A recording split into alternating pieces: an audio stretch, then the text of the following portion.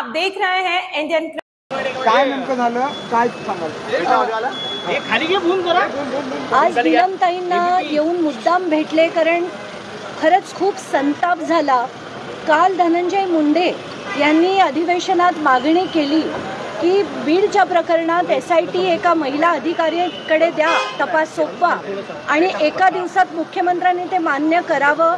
मला इतका धक्का बसला, राग आला की एक व्यक्ती ज्याच्या विरुद्ध महिला अत्याचाराच्या केसेस आहेत आणि अशा व्यक्तींनी मागणी करावी, हा त्यांना तो अधिकारच नाही, त्यांची ती पात्रताच नाही।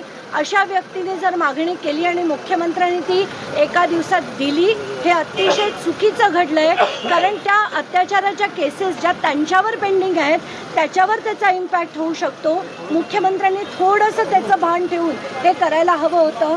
खरंच खूप संताप झाला, कारण बीडच्या प्रकरणात, त्या अल्पवयीन मुलीच्या प्रकरणात खरंच गरज आहे त्या अतिशय सखोल चौकशी करण्याची, आणि जे जे दोषी असतील, संदीप क्षीरसागर जोशी असतील, त्यांच्यावर देखील कारवाई झाली पाहिजे।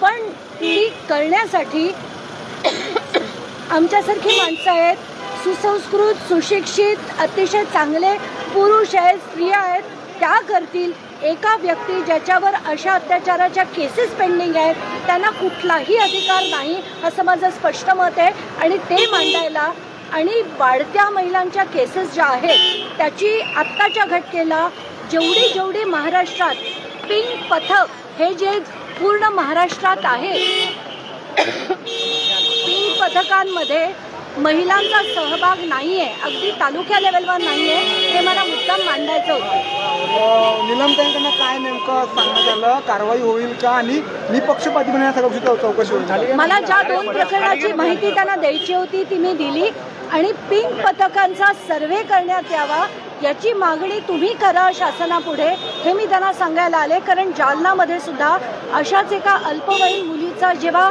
तिला आत्महत्या करायला लागली, तिचे आई वडील जेव्हा आई तिची पोलीस स्टेशनला गेली तेव्हा पिंक पथकामध्ये एकही स्त्री नव्हती। तर जर महिलांसाठी जे पिंक पथक बनवण्यात आलं, ज्याच्यात चौकशी करणं, त्यांना धीर देणं, हे सगळं त्या पिंक पथकाचं काम आहे, आणि त्याच्यात जर स्त्रिया नसतील ते अतिशय चुकीचं आहे। त्याचा सर्वे करण्यात यावा अशी मागणी मी नीलमताईंकडे केली। शासनापुढे त्यांनी ते मांडावं असं देखील मी त्यांना आत्ताच्या घटनेला सांगून आले। त्यांनी काय आश्वासन दिलं या सर्व संदर्भात? त्यांनी आश्वासन दिलं की ते शासनाकडे नक्कीच ती मागणी करतील। पण माझा जो संताप होता तो धनंजय मुंडे ज्यांच्यावरती अत्याचाराची केस असताना त्यांनी असं बोलावं आणि त्यांनी मागणी करावी, हे माझ्या बुद्धीला पटत नव्हतं। म्हणून त्या रागातनं मला त्यांना तेही सांगायचं होतं। आता ते मांडतील की नाही मला माहीत नाही, कारण त्या युतीत आहेत, पण मला संताप झाला मला की कुठच्याही परिस्थितीत धनंजय मुंडेसारख्या व्यक्तीला तो अधिकारच नाही।